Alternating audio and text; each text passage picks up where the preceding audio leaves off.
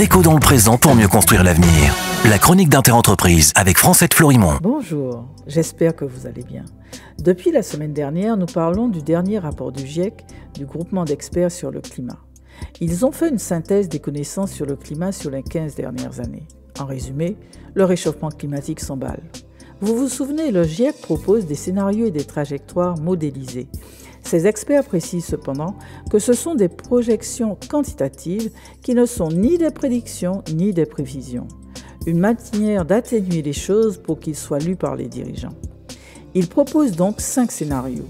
Les deux premiers, les émissions de CO2 demeurent élevées à très élevées. En clair, ils doublent d'ici 2100.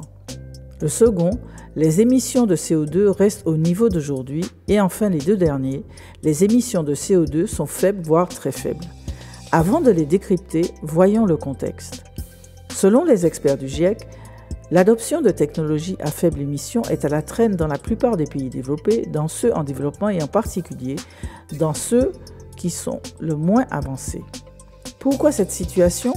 Parce que les pays dits développés, pourtant au courant des problèmes climatiques depuis des décennies, surtout ceux provoqués par l'implantation de leurs usines polluantes dans les pays pauvres, du genre textile, plastique, extraction, etc., n'ont pas effectué de transfert de technologie pour les atténuer, n'ont pas augmenté la capacité de ces pays par des flux financiers pourtant promis, afin qu'ils se prémunissent, protègent leurs terres et leur population.